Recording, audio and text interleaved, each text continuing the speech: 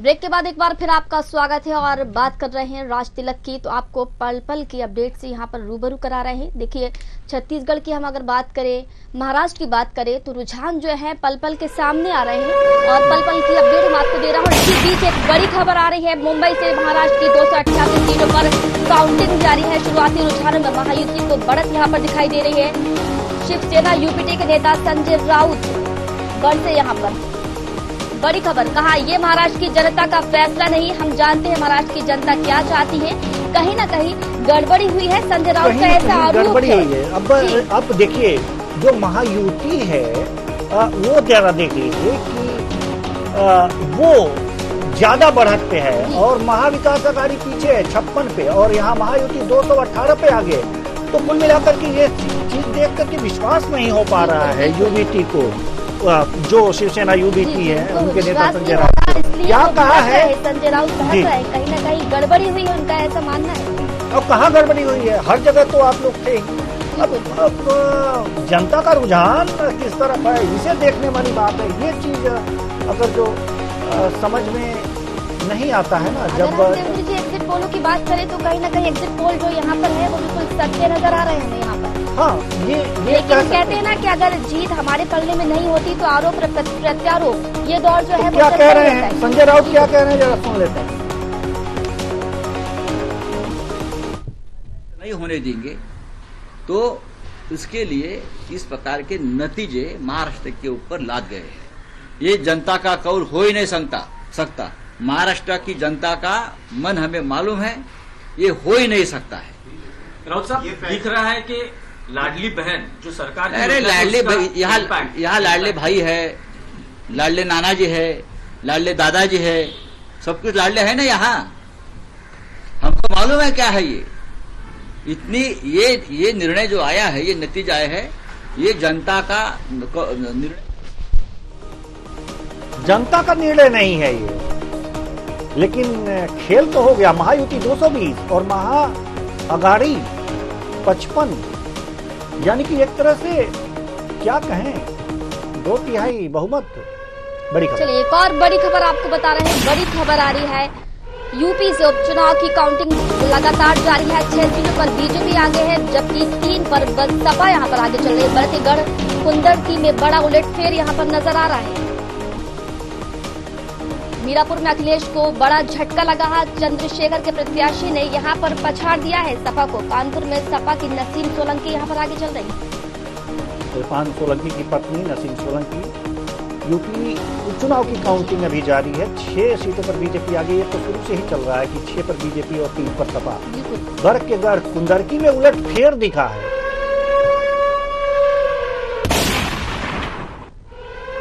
एक और बड़ी खबर आपको बता रहे हैं, जहां केदारनाथ विधानसभा उपचुनाव का 7वां राउंड बीजेपी प्रत्याशी आशा नौटियाल को मिले 12,069 वोट। कांग्रेस प्रत्याशी मनोज रावत को मिले 96,000 से ज्यादा वोट। तो बड़ी खबर आपको बता रहे हैं, जहां पर केदारनाथ विधानसभा उपचुनाव का 7वां राउंड है। बीजेपी प्रत्याशी आशा नौटियाल को यहां 12,069 वोट मिले हैं। कांग्रेस प्रत्याशी की बात करें तो मनोज रावत को यहां 9,601 वोट ही मिले हैं। निर्दलीय प्रत्याशी कह सकते हैं कि 2,400 कुछ वोटों से बिल्कुल देव लीजिए। अगर हम निर्दलीय प्रत्याशी की यहाँ पर बात करें तो त्रिभुवन चौहान को यहाँ पर 7,535 वोट मिले। तो चलिए अब बात करते हैं रायपुर दक्षिण सीट की, यानी कि छत्तीसगढ़ की। और हमारे साथ जो मेहमान हैं उनके बारे में भी हम आपको बताते हैं कि कौन कौन से मेहमान हमारे साथ यहाँ पर मौजूद हैं। निशिकांत पांडे जी, प्रवक्ता बीजेपी, बहुत बहुत स्वागत है आपका हमारे इस कार्यक्रम में। साथ ही साथ जावेद खान जी, प्रवक्ता कांग्रेस, आपका भी बहुत बहुत स्वागत है हमारे इस कार्यक्रम में। प्रकाश पांडे जी, वरिष्ठ पत्रकार, बहुत बहुत स्वागत है आपका हमारे इस कार्यक्रम में। चर्चा की शुरुआत हम करें इससे पहले हम अगर जो देखें तो जो रायपुर दक्षिण की सीट थी, रायपुर दक्षिण की सीट, इस पर बीजेपी का कब्जा रहा है, एक तरह से गढ़ रहा है। और ये गढ़ कितना बरकरार रहेगा ये देखने वाली बात है। बीजेपी यहां से आगे चल रही है। क्या लगता है निशिकांत पांडे जी, आपको? देवेंद्र जी, आपको, जावेद भाई को, प्रकाश पांडे जी को नमस्कार जी। देखिए, आपने ठीक कहा, बीजेपी का वो गढ़ रहा है। 8वीं बार भी हम जीते थे और 9वीं बार भी बढ़त आपके समक्ष है।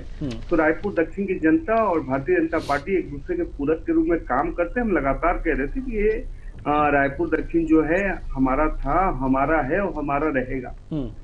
पुनः रायपुर दक्षिण की जनता को कोटि कोटि जनता पार्टी के कोटि कोटि कार्यकर्ताओं को प्रणाम करते हुए, देखिए ये परिणाम जब आते हैं, ये सुखद परिणाम है। उसके पीछे एक कारण होता है कि जब आप अपने वादों को डिलीवर करते हैं, अंत्योदय के भाव से आखिरी व्यक्ति के लिए कार्य करते हैं, तो ये सारे परिणाम आपके समक्ष आते हैं। और ये कोई नया परिणाम नहीं है। लगातार आप भारतीय जनता पार्टी के पक्ष में, चाहे हरियाणा का चुनाव देख लें, इतना भ्रम और वो फैलाने की कोशिश की गई, लेकिन हरियाणा की जनता ने कहा कहो दिल से कमल फिर से। आज महाराष्ट्र का जो परिणाम आपके समक्ष आ रहा है और संजय राउत जी का आपने स्टेटमेंट सुनाया, तो मुझे एक वो घटना याद आ गई कि एक मरीज डॉक्टर के पास जाता है, बोलता है कि मैं जहां उंगली रखता हूँ वहां दर्द होता है। एक्सरे हो गया, सीटी स्कैन हो गया, MRI हो गया, सारे टेस्ट हो गए, कहीं दर्द नहीं निकला।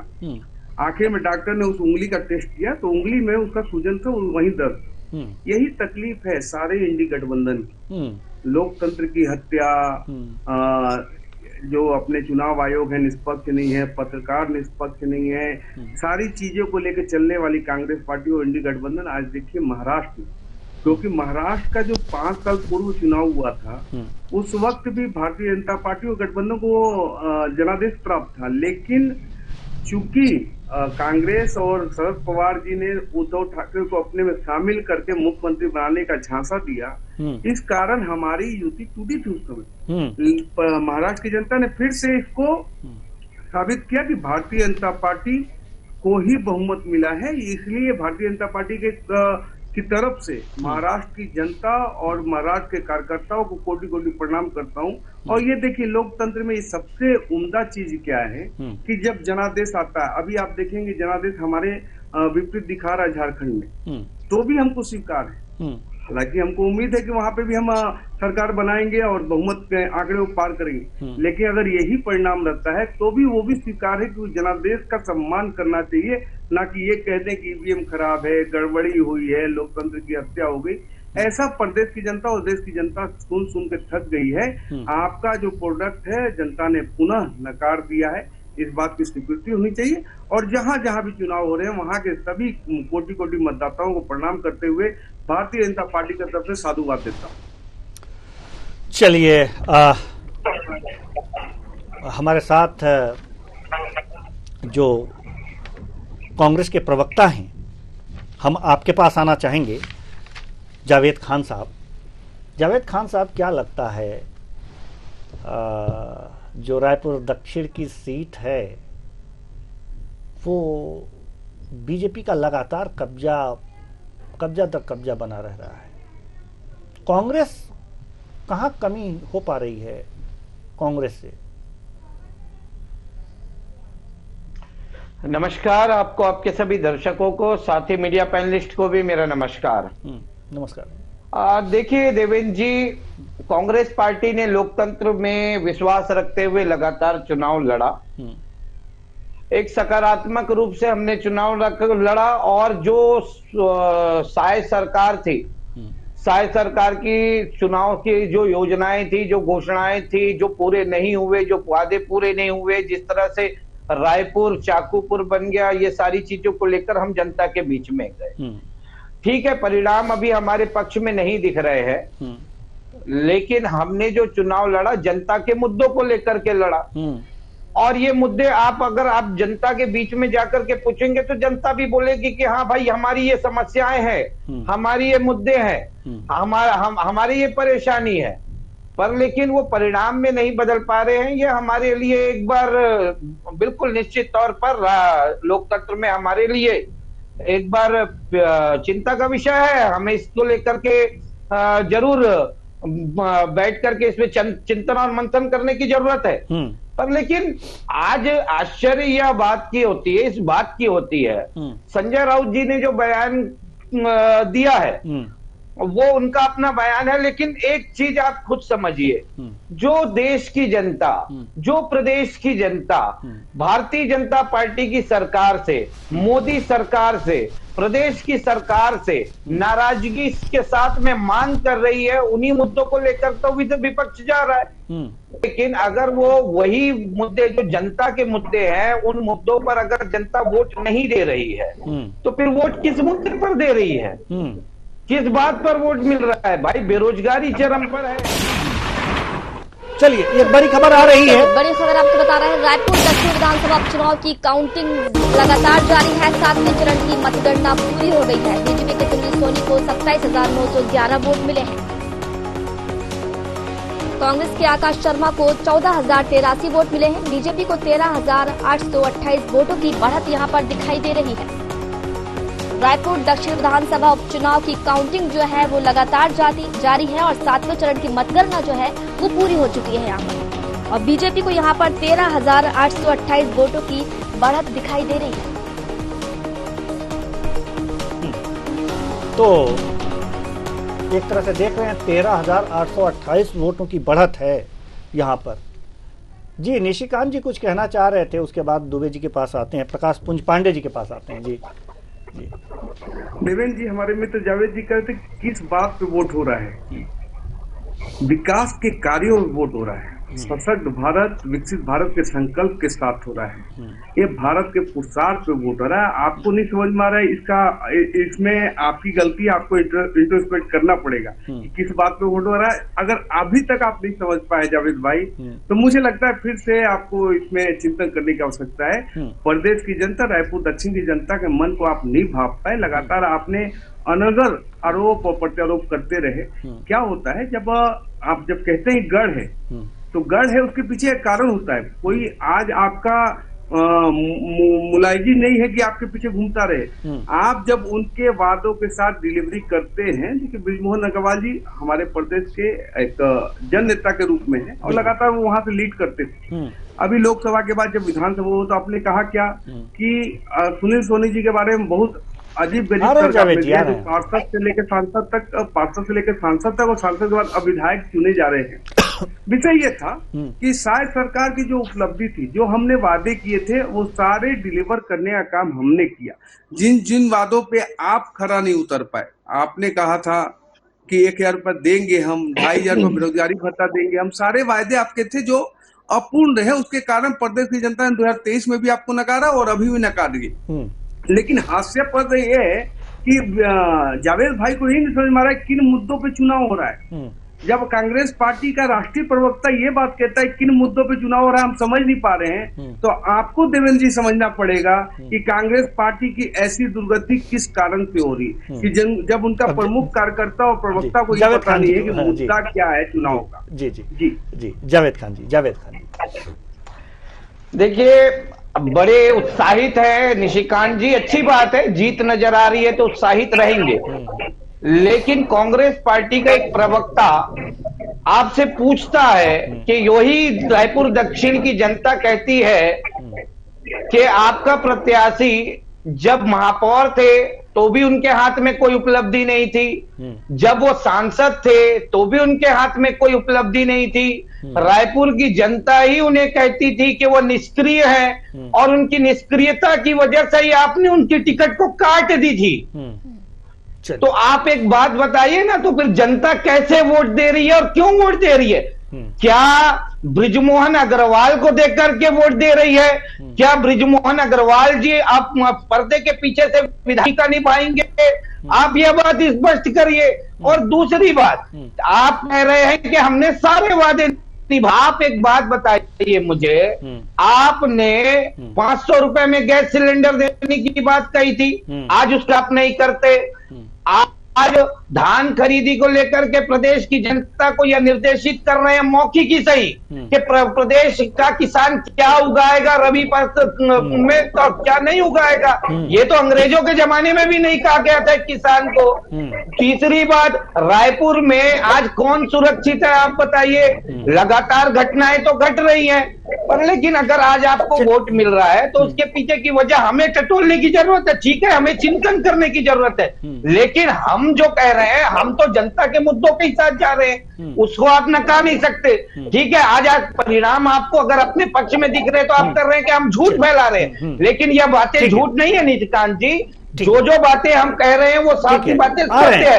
और तीसरी अंतिम बात करूंगा मैं, 19 राउंड होने हैं, अभी 7 राउंड ही हुए हैं, अभी सिर्फ 13,000 वोट से ही आपके प्रत्याशी आगे चल रहे हैं।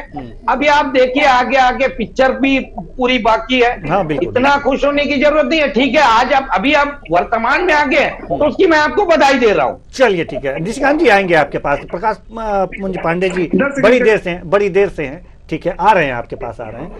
प्रकाश पुंज पांडे जी, जो छत्तीसगढ़ की स्थिति देखने को मिल रही है, तो कुल मिलाकर के अगर जो देखा जाए कि प्रकाश पुंज पांडे जी, तो कांग्रेस लगातार असफल क्यों होती जा रही है?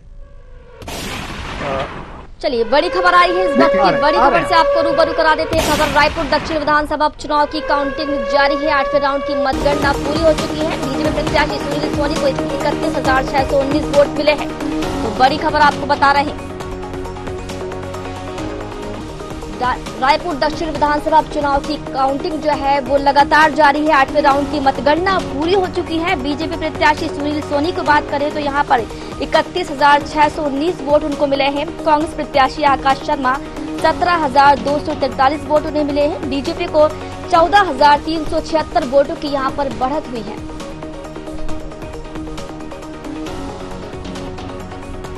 चलिए, हम अपने मेहमानों की तरफ चलते हैं। 8वां राउंड पूरा हो गया है छत्तीसगढ़ के रायपुर दक्षिण की सीट पर, और 14,276 वोटों से बीजेपी 376 माफ कीजिएगा वोटों से बढ़त पे है बीजेपी। प्रकाश पुंज पांडे जी कुछ कह रहे थे आप।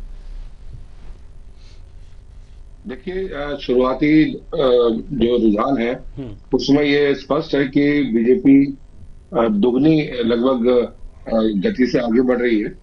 और ये जो उपचुनाव है रायपुर दक्षिण का, ये स्पष्ट है कि ये बीजेपी के साथ साथ एक व्यक्ति की सीट है, जिसपे वो अजय विधायक रहे हैं, 8 बार के विधायक बृजमोहन अग्रवाल जी। और ये उनका जो एक ऑरा है पूरे दक्षिण रायपुर दक्षिण विधानसभा में, वो ऑरा काम कर रहा है। और बृजमोहन अग्रवाल ने कैंपेनिंग करके लोगों के बीच जाके सुनील सोनी के साथ वोट की अपील की, और उन्होंने कहा कि आप ये समझिए कि बृजमोहन अग्रवाल ही खड़े हैं। ये एक मार्मिक संदेश था, ये एक उनका एक स्टाइल है जनता से कनेक्ट होने का। और बृजमोहन अग्रवाल एक ऐसे व्यक्ति हैं कि वो किसी के भी सुख में दुख में, मतलब वो छोटा बड़ा कभी देखते नहीं है। और ये मेरा निजी अनुभव भी है। अभी मेरे पिताजी की देहांत के बाद श्रद्धांजलि सभा थी, वो अपने व्यस्त कार्यक्रम में भी छोड़ के लास्ट में आए। तो ये उनका जो नेचर है, ये पूरे प्रदेश की जनता को पता है। तो रायपुर दक्षिण की जनता को ये अच्छे से पता है कि बृजमोहन की सीट है, और आज भले ही वो ना लड़ रहे हो, लेकिन ये सीट को जो वोटिंग हो रही है, वोटिंग कम हुई है, बाई इलेक्शन में वोटिंग कम होती है। और दूसरा एक तथ्य होता है कि बाई इलेक्शन का एक ट्रेंड रहा है कि जिसकी सरकार रहती है नॉर्मली उसके पक्ष में वो चीजें जाती हैं। तो ये सीट तो ऑलरेडी बीजेपी की और बृजमोहन अग्रवाल की शुरुआत से रही है। 8 बार वो उस पर विधायक रहे हैं, तो इसमें कहीं कोई दोहराई नहीं है। और रही बात कांग्रेस की, जो आपने पूछा कि कांग्रेस क्यों नहीं कर पा रही है, कांग्रेस की विडंबना क्या है कि कांग्रेस एक कैंडिडेट पे कंसिस्टेंट नहीं रहती है। कन्हैया अग्रवाल को जब 2018 में चुनाव लड़ाया गया था, तो कन्हैया अग्रवाल ने बहुत अच्छी टक्कर दी थी, मतलब इतनी बड़ी टक्कर दी थी कि इसके पहले बृजमोहन अग्रवाल जी बिना कैंपेनिंग के भी जीतते थे। उनको पूरे परिवार के साथ कैंपेनिंग करनी पड़ी, उतरना पड़ा, और तब जाके भी 10 से 13,000 की, मुझे याद नहीं आ रहा, लेकिन उससे ज्यादा मार्जिन नहीं थी, बहुत कम मार्जिन से वो सीट जीते थे। और दबे स्वर में उन्होंने कहा भी था कि ये मेरी बहुत बड़ी जीत नहीं कहलाएगी। लेकिन कांग्रेस ने क्या किया, इसके पहले के चुनाव में, मतलब पिछले साल के विधानसभा चुनाव में, इससे उन्होंने क्या किया, कांग्रेस अगर कैंडिडेट अगर कंसिस्टेंटली लाती रही मुझे लगता है कि एक टक्कर देने की स्थिति में आएगी। अब वो हर बार एक नया कैंडिडेट, अभी इस बार आकाश शर्मा को लाया। आकाश शर्मा को बहुत लोग जानते नहीं है, वो अभी युवा है, राजनीति में एक युवा चेहरा है, उनको बहुत लोग वो अवेयर नहीं है। तो इसके पूर्व भी उनका नाम चल रहा था पिछले साल के इलेक्शन में। तो कांग्रेस के साथ प्रॉब्लम ये हो रहा है कि कांग्रेस एक कैंडिडेट को स्थापित नहीं कर पा रही है। जैसे अगर कन्हैया अग्रवाल को ही 18 में जो चुनाव लड़ाए थे, अगर उन्हीं को लेकर चलती तो हो सकता है कि इस समय एक जो वेव है, जो डबल के माध्यम से बीजेपी आगे है, उसमें कहीं ना कहीं प्रॉब्लम आ जाता, बीजेपी को सोचना पड़ता। लेकिन इस समय, और हाँ, ये बात सही है कि सुनील सोनी इतना एक्टिव नहीं रहे हैं, वो अपने महापौर रहते भी और सांसद रहते भी बहुत ज्यादा एक्टिव नहीं रहे। लेकिन यहाँ उनकी एक्टिविटी से कोई फर्क इसलिए नहीं पड़ता है क्योंकि ये सीट बृजमोहन अग्रवाल की है, और बृजमोहन अग्रवाल के अपील से, उनके आह्वान से जनता ने वोट किया है। और मुझे लगता है कि 8 राउंड हो या जितने भी राउंड बचे हो, वो ये बीजेपी की सीट है और बीजेपी के खाते में सीट जा रही है। और बाई इलेक्शन में हमेशा देखा गया है कि जिनकी सरकार रहती है उनके पक्ष में जाती है। पिछले 5 साल की सरकार थी तो कांग्रेस ने भी छत्तीसगढ़ के सभी बाई इलेक्शन में जीत हासिल की थी। ये ट्रेंड है।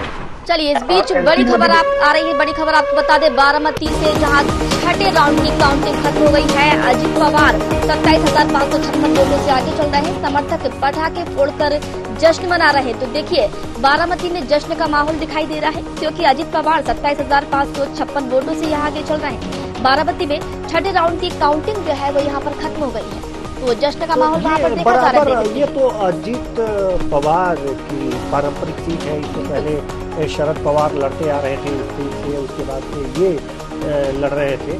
लेकिन इस बार अजित गुट और शरद गुट जो एनसीपी की जो अलग हुई, तो उसके बाद से अब ये शरद पवार के भतीजे हैं अजित पवार। अब शरद पवार ने काम किया कि इनके भतीजे को, यानी कि अजित पवार के भतीजे को यहाँ चुनाव मैदान में खड़ा कर दिया था। लेकिन इतना विकास और इतनी जनता से इनका जुड़ाव हो चुका है तो ये आगे जाएंगे। भतीजे की लड़ाई पहले। और ये तस्वीरें आप देखिए कि जो अजित पवार गुट के लोग हैं पटाखे नीचे फोड़ रहे हैं और जीत का जश्न एक तरह से मना रहे हैं पहले से। ये आप देख सकते हैं इसको कि किस तरह से ये अजित गुट के लोग हैं। यहाँ पर घड़ी भी जो चुनाव आयोग ने अजित पवार को ही दी है सिंबल। चलिए, एक और बड़ी खबर आ रही है। बड़ी खबर से आपको रूबरू करा रहे हैं। विजयपुर से बड़ी खबर है, जहां विधानसभा उपचुनाव की काउंटिंग जारी है। 11 राउंड की मतगणना खत्म हो गई है। बता दें कि बीजेपी के रामनिवास रावत को 56,367 वोट मिले हैं। कांग्रेस के मुकेश मल्होत्रा को 50,269 वोट मिले हैं। बीजेपी के रावत को 6,098 वोटों की यहाँ पर बढ़त दिखाई दे रही है। देखिए, 11वें राउंड की मतगणना यहाँ पर खत्म हो गई है और बीजेपी के रावत को 6,098 वोटों से बीजेपी यहाँ बढ़त बनाए हुए है। तो बीजेपी की विजयपुर में भी एक तरह से विजय ही दिखाई दे रही है। विजय दिखाई दे रही है। और अगर जो कहा जाए बुधनी में, तो यहाँ भी विजय की तरफ ही बढ़ रही है। अब रुख करते हैं अपने मेहमानों की तरफ। और जी निशिकांत जी, आप कुछ कहना चाह रहे थे बड़ी देर से, लगातार बढ़त पे हैं, अब क्या कहेंगे? जी, प्रदेश के सभी प्रदेश की जनता का साधुवाद है, प्रणाम उनको। हमारे मित्र जावेद जी कह रहे थे कि हमारे सुनील सोनी जी कोई उपलब्धि नहीं है कि भारतीय जनता पार्टी ने उनका टिकट काट दिया। तो क्या इसी संदर्भ में दीपक बैज का ही टिकट काटा गया, ऐसा ये हमारे जावेद भाई कहना चाहते हैं? क्योंकि उनका दिया तो बिल्कुल बिल्कुल जवाब दीजिए, आप ही से सवाल हो रहा है। मैं कंप्लीट कर लूंगा, पहले मैं कंप्लीट कर ले रहा हूँ। क्या है, देखिए हमारे जो जावेद भाई हैं वो रहते हैं जगदलपुर में, रायपुर में रहते नहीं, रायपुर की राजनीति समझ भी नहीं पाते। क्या होता है, जब जनता के प्रति समर्पण भाव से, अंत्योदय के भाव से आखिरी व्यक्ति तक प्रदेश सरकार के योजनाओं को, केंद्र सरकार की योजनाओं को डिलीवर करने का कार्य किया जाता है एकदम ईमानदारी से, उसके परिणाम स्वरूप ये आते हैं। मैं प्रकाश पुंज पांडे जी के बात से लगभग सहमत हूँ, लेकिन एक बात जो है कि उन्होंने कहा कि सुनील सोनी जी उतने एक्टिव नहीं है। आप कह सकते हैं, अभी कह रहे हैं आप, और मैं उसको नजरअंदाज करके नहीं चलूंगा कि बृजमोहन जी के उसमें सारथी के रूप में सुनील सोनी जी चुनाव लड़ रहे थे, लेकिन जब वो महापौर बने थे या लास्ट टाइम जब सांसद बने थे तो रायपुर संसदीय क्षेत्र की जनता ने उनको लैंडस्लाइड विक्ट्री दी थी उनके नाम पे। बात यह है कि सुनील सोनी जी को आंका कम जाता है, उनका सत्सम्मान में डिसएग्री कर रहा हूँ प्रकाश कुंज पांडे जी से। आकलन अलग हो सकता है, प्रोस्पेक्टिव अलग हो सकता है, आपके सोचने का देखने का नजरिया अलग हो सकता है, लेकिन जो परिणाम उनके प्रति प्रदेश की जनता ने चाहे महापौर के समय दिए हों, पार्षद के समय दिए हों, चाहे लोकसभा सांसद के रूप में दिए हों या अभी विधानसभा के रूप में दे रहे हैं, विषय ये होता है कि भारतीय जनता पार्टी में व्यक्ति सबसे निचले पायदान पे होता है, पार्टी सेकेंड और राष्ट्र प्रथम के भाव से हम काम करते हैं। तो व्यक्ति तो आधारित हम राजनीति करते नहीं। लेकिन बृजमोहन अग्रवाल जी की जब बात आती है तो बृजमोहन अग्रवाल जी सिर्फ रायपुर दक्षिण नहीं, पूरे प्रदेश के जन जन नेता के रूप में अगर किसी का नाम ले सकते हैं तो 2-3 बिरले ही नेता हैं जो उसमें एक बृजमोहन जी भी आते हैं। तो विषय ये होता है कि जब जनता के साथ जुड़ाव होता है और उनके कामों को, जैसे सुख दुख की बात हो रही है, ये तो एक अलग विषय है कि सुख दुख में सम्मिलित होना, लेकिन उनके मतलब उनके अकॉर्डिंग कार्य करना, पानी के लिए, सड़क के लिए, बिजली के लिए, तो लगातार भारतीय जनता पार्टी की सरकार लगातार ऐसे कार्यों को आगे बढ़ाते रहती है और अभी भी हम अपने तमाम वादों को डिलीवर करने का काम जारी रखें। अभी धान खरीदी की बात कह रहे थे हमारे मित्र, मुझे याद है प्रकाश कुंज पांडे जी भी शायद ध्यान में होगा उनके कि 1 दिसंबर से भी धान खरीदी की शुरुआत की गई है भूपेश दाऊ जी के द्वारा। तो जब आप इंट्रोस्पेक्ट और चर्चा करते हैं तो पहले अपना मूल्यांकन किया कीजिए कि आपने कब खरीदा। हम 14 नवंबर से खरीद रहे हैं, गलत है, और 1 दिसंबर से भूपेश दाऊ खरीद रहे थे और आप उस समय ढोल बजा रहे थे, तो ऐसा नहीं होता। प्रदेश की जनता सब कुछ देख रही है। आदरणीय नरेंद्र मोदी जी के नेतृत्व में जो देश आगे बढ़ रहा है, छत्तीसगढ़ आगे बढ़ रहा है, उसी के अकॉर्डिंग अब महाराष्ट्र भी आगे बढ़ेगा और रायपुर दक्षिण की जनता ने पुनः भारतीय जनता पार्टी पे जो विश्वास जताया उसके लिए दोनों हाथ जोड़कर प्रणाम करते। चलिए, लगातार बीजेपी बढ़त की ओर, खान साहब जी कुछ कहना चाह रहे थे? हाँ, ये निशिकांत पांडे जी, दीपक बैज जी का नाम लिया और ये भी कहा कि मैं तो जगदलपुर में रहता हूं, मैं रायपुर की राजनीति नहीं समझता। तो पांडे जी तो रायपुर में रहते हैं, तो वो शायद वो बस्तर की राजनीति वो भी नहीं समझते होंगे, शायद वो उन्हें ये बात का ध्यान नहीं होगा या इनकी जानकारी में नहीं होगा। दीपक बैज जी ने स्वतः ही पार्टी से उनके सामने ये आग्रह किया था कि मैं चुनाव नहीं लड़ना चाहता। सुनिए, मैं प्रदेश का नेतृत्व कर रहा हूं, मैं नेतृत्व करूंगा, मैं पूरे 90 सीटों में चुनाव लड़ाना चाहता हूं, 11 सीटों में चुनाव लड़ाना चाहता हूं लोकसभा की, मैं चुनाव लड़ना नहीं चाहता। इस वजह से वो अपनी जगह में दूसरे प्रत्याशी को आगे किए। दूसरी बात, मैंने धान खरीदी का विषय ही नहीं उठाया, मैंने तो धान उगाने का विषय उठाया कि किसान क्या उगाएंगे क्या नहीं उगाएंगे। ये आपने मौखिक कहा ना कि दलहन उगाएंगे कि तिलहन उगाएंगे कि धान उगाएंगे, मैं उस पर बात कर रहा था। तीसरी बात, आपने कहा, आप लगातार कह रहे हैं कि भारतीय जनता पार्टी साय सरकार, भारतीय जनता पार्टी साय सरकार। असल बात यह है कि मैं भी मानता हूं और पूरे प्रदेश की जनता मानती है और विपक्षी पार्टी भी मानती है, छत्तीसगढ़ में जो राजनेता अच्छा कार्य करता है, जननायक के रूप में होता है, उसका स्वागत हर कोई करता है। हम भी मानते हैं बृजमोहन अग्रवाल जी एक ऐसे नेता है जो कम ही नेता है छत्तीसगढ़ में जिस गिनती में उनका भी नाम आता है। तो आप इस चीज को स्वीकारिए महाराज कि आज अगर आप लीड कर रहे हैं तो उसकी वजह बृजमोहन अग्रवाल है, उसके पीछे भारतीय जनता पार्टी या विष्णुदेव साय या मोदी जी का चेहरा नहीं है, यह बृजमोहन अग्रवाल जी का चेहरा है। और मैं निश्चित तौर पर कहता हूं कि आज आप एक चुनावी विश्लेषक को साथ में बैठाए, वरिष्ठ पत्रकार को साथ में बैठाए, 5 और बैठाएंगे तो सुनील सोनी जी के लिए वो भी यही कहेंगे कि सुनील सोनी जी ने जब जब उनको जनप्रतिनिधि बनने का अवसर मिला उन्होंने जनता के लिए नहीं किया। आपने कहा लोकसभा चुनाव में सुनील सोनी जी ने बड़े मतों से जीता, तो आप ही तो कहते हैं कि मोदी की लहर चल रही है, तो फिर आज क्यों नहीं कह रहे कि सुनील सोनी जी मोदी के चेहरे पर जीत गए थे उस समय। मतलब समय समय पर आप लोग अपनी बातें जो बदलते हैं, आपको सोचने का विषय है। और अंतिम बात कहूंगा वरिष्ठ पत्रकार जी ने कहा कि कांग्रेस को विचार करने की जरूरत है, एक कैंडिडेट पे खड़े रहने की जरूरत है। निश्चित तौर पर आपके एंगल से अगर मैं देखूं तो मैं उसे बिल्कुल सत्य मानता हूं, लेकिन Congress party, CWC, Congress election commission जो है वो सभी चीजों को देखती है, परखती है और उसके बाद में एक निर्णय पर पहुंचती है। और उस निर्णय पर पहुंच करके उन्होंने आकाश शर्मा जैसा युवा को प्रदेश के लिए एक जनप्रतिनिधि बनने के लिए, रायपुर दक्षिण के जनप्रतिनिधि बनने के लिए आगे किया। खान साहब, ठीक है? नहीं, खान साहब जानते हैं जी, निशिकांत जी आ रहे हैं आपके पास। दिक्कत प्रकाश पुंज पांडे जी ने एक बात सही कही थी कि कन्हैया अग्रवाल जी को काफी, जब वो लड़े थे तो मशक्कत करनी पड़ी थी बृजमोहन अग्रवाल जी को, और परसेंटेज भी बता रहे हैं कि 40.81% इनको वोट मिले थे, जबकि 52% पर बृजमोहन अग्रवाल जी थे। तो एक तरह से 34% से 40% पर ले जाने वाले व्यक्ति को अगले बार चुनाव में उतारा नहीं गया, और वो जिसको उतारा गया महंत राम सुंदर दास जी को, वो 26% वोट पा रहे हैं। तो गलती तो है। हम तो कह रहे हैं कि इनका कैलकुलेशन सही है, और अगर जो मुझसे पूछा जाए तो मैं भी कहूंगा कि अगर कन्हैया अग्रवाल जी को 5 साल छोड़ दिया गया होता कि इस फील्ड में जाइए, आप अपना वर्क कीजिए, लोगों से मिलिए, तो जरूर ये 40% से बढ़ करके 45 होता, 50 हो सकता था।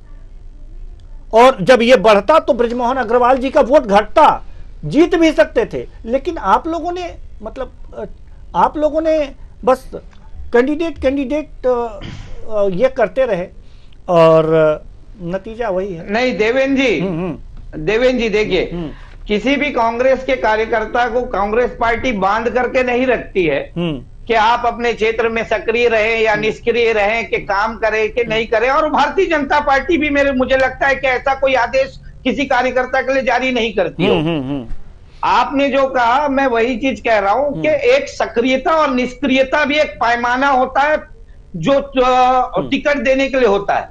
निश्चित तौर पर मैं ये मतलब पूरे पुख्ता तौर पर नहीं कहता कि ऐसा ही हुआ होगा, लेकिन एक सक्रियता और निष्क्रियता भी होता है कि हो सकता है कि अग्रवाल जी इस 5 साल आकाश शर्मा जी सक्रिय ना रहे। जो बात आप कह रहे हैं ना, वो आकाश शर्मा जी ने कहा है शुरू में ही, अभी काउंटिंग शुरू नहीं हुई थी तो उन्होंने कहा है कि सक्रियता और निष्क्रियता का चुनाव है, ये इसका परिणाम इसी पे आएगा। तो अब आ रहा है परिणाम, अब लीजिए परिणाम आ रहा है। जी निशिकांत जी नहीं तो ये सक्रियता तो सुनील सोनी जी की तो है ही नहीं ना। ये तो सक्रियता अगर दिख रही है तो बृजमोहन अग्रवाल जी की है। तो अग्रवाल जी की ही सक्रियता मान लेते हैं, बीजेपी की सक्रियता मान लेते हैं, सोनी जी की सक्रियता नहीं मानते हैं। लेकिन उसी पैमाने पर अगर जो देखा जाए तो कांग्रेस की सक्रियता वो भी तो निष्क्रिय हो गई अगर ये रिजल्ट आ रहा है तो।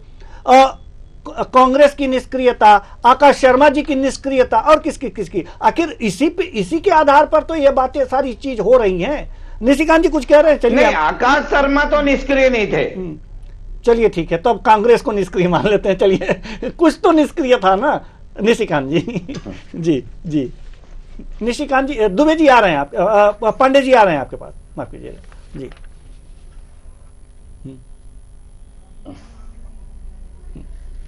लड़ेंगे, हम लड़वाएंगे। तो मैं उनको याद दिलाना चाहता हूँ कि 90 विधानसभा के भी अध्यक्ष वही थे।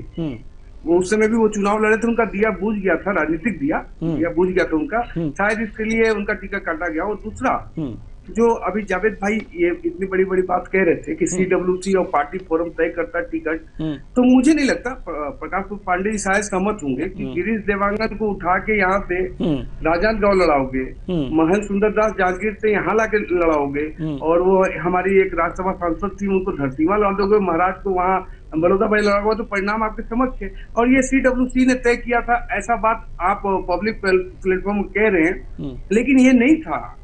आपको ना, जो आपने पहली लाइन कही ना कि चुनाव किस मुद्दे पे हो रहा है, सक्रियता और निष्क्रियता की जो बात आप कह रहे हो जावेद भाई, परिणाम तो आपके समझ है ना। और सामर्थ्य को नहीं दोष गोसाई बोला गया है, आप पढ़ नहीं पाए होंगे, अलग बात। सामर्थ्य को नहीं दोष गोसाई, प्रदेश की जनता ने या देश की जनता ने जिसको आशीर्वाद दिया है, उसके प्रति आपकी टिप्पणी अगर ऐसी होती कि वो निष्क्रिय है। निष्क्रिय सबसे ज्यादा राजनीति में कौन है मालूम जावेद भाई? पूरे कांग्रेस पार्टी में सबसे बड़ा निष्क्रिय जो व्यक्ति है वो राहुल गांधी है। पूरे पार्टी को गर्त में डाल दिया, लेकिन जावेद भाई अभी भी जिंदाबाद करे। मैं उनका स्वागत करता हूँ कि राहुल गांधी जी हैं तभी नरेंद्र मोदी जी हैं, हम सरकार में हैं। जब तक राहुल गांधी जी ईश्वर करे उनको अच्छा काया दे, सुंदर जीवन दे, जब तक वो रहेंगे हमको तो देश की जनता हटाने वाली नहीं है। क्योंकि कंपेयर होता है राहुल गांधी या नरेंद्र मोदी, तो इस कंपेयर में तो राहुल गांधी है ही। देखिए कहाँ पे आज देखिए महाराष्ट्र में जो लैंडस्लाइड विक्ट्री मिल रही है किसके कारण है? संविधान खत्म कर देंगे हाथ में लेके घूम रहे हैं, हिंदू आतंकवाद लेके चल रहे हैं। ऐसी बातों को करके लगातार तुष्टीकरण की प्रकाष्ठा करने वाली इंडी गठबंधन आज जनता के बीच में जाके बोलती है कि लोकतंत्र की हत्या हो गई। संजय भाई बटेंगे तो कटेंगे। जावेद भाई 10 सेकेंड, एक है तो सेफ है। जावेद भाई 10 सेकेंड, ये कौन सी, ये क्या तुष्टीकरण नहीं है भैया?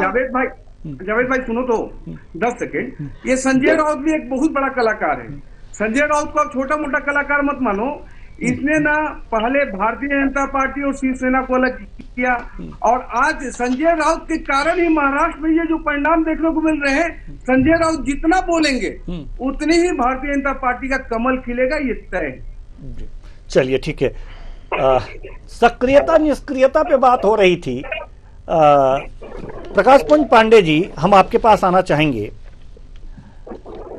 सक्रियता और निष्क्रियता, और जब हमने कार्यक्रम की शुरुआत की, यानी कि बैलेट पेपर अभी नहीं खोले गए थे, डाक मतपत्र भी नहीं खोले गए थे, उससे पहले ही आकाश शर्मा जी का ये बयान आया था कि यह चुनाव सक्रियता और निष्क्रियता का है, और जो निष्क्रिय होगा वो हारेगा, मतलब यही था, और जो सक्रिय होगा वो जीतेगा। क्या लग रहा है कि कौन सक्रिय है रायपुर दक्षिणी सीट पर, कौन निष्क्रिय है? फैसला आपके हाथ में। देवेंद्र जी, ये देखिए, ये इसे कहते हैं सामने वाले पे इशारा करना। तो जब हम सामने वाले पे इशारा करते हैं ना, तो ये 3 उंगलियां जो है ना, ये हमारी तरफ जाती हैं। वो वहाँ आकाश सूख गए। आकाश शर्मा जी को ये सोचना चाहिए था कि उनकी कांग्रेस, उनकी पार्टी ने एक सीट पे कभी भी कंसिस्टेंट माफ कीजिए प्रत्याशी उतारा ही नहीं। और सबसे बड़ी बात है, ये हमेशा घोषणा जो होती है कांग्रेस के प्रत्याशी की, वो हमेशा लेट होती है। आप बताइए, अगर आकाश शर्मा को चुनाव लड़ाना था, तो जब पता था कि बाई इलेक्शन होने वाले हैं, आप डे 1 से उनको बता देते कि चलो भैया आप जाओ लड़ो, और लड़ना है तो आप तैयारी करते। पिछली बार भी यही हुआ। महंत राम सुंदर दास को एंड टाइम पर टिकट मिला, उसके पहले कन्हैया अग्रवाल को भी एक एंड टाइम पर टिकट मिला। लेकिन कन्हैया अग्रवाल की बात मैं तरफदारी नहीं कर रहा हूं, मैं जो देखता हूँ उसका विश्लेषण आपके प्रबुद्ध चैनल पर मैं कर रहा हूँ कि कन्हैया अग्रवाल हमेशा एक्टिव रहते हैं। वो लोगों से मिलते जुलते रहते हैं, वो भले ही चुनाव लड़ रहे हो या ना लड़ रहे हो। मतलब ये सक्रियता और निष्क्रियता की बात हो रही है। कन्हैया अग्रवाल आज भी सक्रिय नेता है कांग्रेस के, और वो सदैव अपने लोग, अपने ही नहीं अपने क्षेत्र के लोगों के बीच उठना बैठना, जाके अगर कोई उनको रोड नाली बिजली पानी की समस्या है, कोई समस्या उनके मोहल्ले में है, वो उसको लेके वो खड़े रहते हैं, वो सामाजिक कार्य भी करते रहते हैं। तो मैं उस एंगल की बात कर रहा हूँ कि अगर कन्हैया अग्रवाल की जगह जैसे मान लीजिए आकाश शर्मा को दे रहे हैं, आप आकाश शर्मा को थोड़ा समय देते ना। कांग्रेस का दिक्कत क्या है कि एंड टाइम पे कैंडिडेट डिक्लेयर कर देनी है, और ये जो चलिए बड़ी खबर आ रही है इस बीच, बड़ी खबर से आपको रूबरू करा दे। खबर रायपुर दक्षिण विधानसभा चुनाव की काउंटिंग लगातार जारी है। बीजेपी प्रत्याशी सुनील सोनी का बड़ा बयान सामने आया, कहा फिर खिलेगा कमल, बहेगी विकास की गंगा। तो देखिए बड़ा दावा यहाँ पर करते हुए नजर आ रहे हैं, और बीजेपी प्रत्याशी सुनील सोनी ने यहाँ पर बड़ा बयान दिया और कहा कि कमल यहाँ पर दोबारा खिलेगा और विकास की गंगा फिर यहाँ पर बहेगी। क्या कुछ कहा, आइए सुनते हैं। देखिए, दक्षिण विधानसभा में जो है फिर से कमल खिलेगा, और इस चुनाव के अंदर में हमने कहा था, जनता को विश्वास दिलाया था कि हम विकास करेंगे। प्रधानमंत्री मोदी जी की योजना, राज्य की विष्णुदेव साय जी की योजना, मोदी की गारंटी आम आदमी तक के पहुंचे, और बृजमोहन जी और हम मिलकर दक्षिण विधानसभा का तेजी के साथ में विकास करेंगे। इस बात पे हम अडिग हैं। लोकतंत्र के उत्सव के अंदर में लोग लाइन लगाकर वोट देते हैं। हमने जो कहा है वो करके दिखाएंगे, पहले भी करके दिखाया है। 8 बार इस विधानसभा को जीता, बृजमोहन जी ने भी करके दिखाया था, हम भी साथ में मिलकर करके दिखाएंगे। कांग्रेस और बीजेपी में एक मूल अंतर है।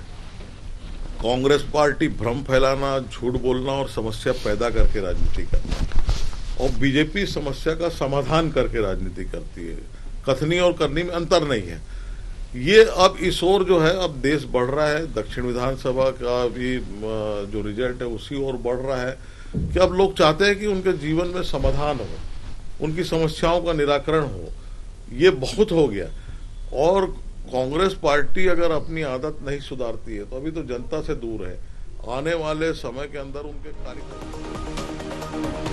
तो सुनील सोनी, चलिए एक और बड़ी खबर आ रही है। खबर बुधनी विधानसभा चुनाव की काउंटिंग जारी है। तीसरे राउंड की मतगणना खत्म हो गई है। कांग्रेस के राजकुमार को 24,731 वोट मिले हैं। देखिए बड़ी खबर बता रहे हैं, बुधनी विधानसभा उपचुनाव की काउंटिंग जो है वो लगातार जारी है और कांग्रेस के राजकुमार को यहां पर 24,731 वोट मिले हैं। वहीं बीजेपी के रमाकांत को 26,540 वोट मिले हैं। तो काउंटिंग जारी है। राजकुमार पटेल को 24,731 वोट मिले हैं। और वहीं अगर जो देखा जाए, एक और बड़ी खबर आ रही है रूबी। बड़ी खबर, केदारनाथ में काउंटिंग का नवा राउंड जारी है। नवा राउंड खत्म हो गया, माफ कीजिएगा। बीजेपी की आशा नौटियाल 3,267 वोट से आगे चल रही हैं। आशा नौटियाल को 15,566 वोट मिले हैं। निर्दलीय त्रिभुवन चौहान को 8,771 वोट मिले हैं। देखिए बड़ी खबर यहाँ पर आपको बता रहे हैं। तो केदारनाथ में काउंटिंग का नवा जो राउंड है वो यहाँ पर खत्म हो चुका है और बीजेपी की आशा नौटियाल 3,267 वोटों से यहाँ पर आगे चल रही है।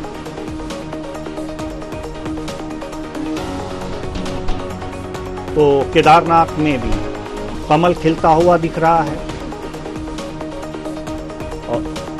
और रायपुर दक्षिण में भी कमल खिलता हुआ दिख रहा है। लगातार हर जगह कमल खिलता हुआ दिख रहा है। लेकिन वक्त हो चला एक छोटे से ब्रेक का, इसलिए बहुत बहुत धन्यवाद सभी मेहमानों का। आप आए और अपने अपने विचार साझा किए। तो लेते हैं एक छोटा सा ब्रेक।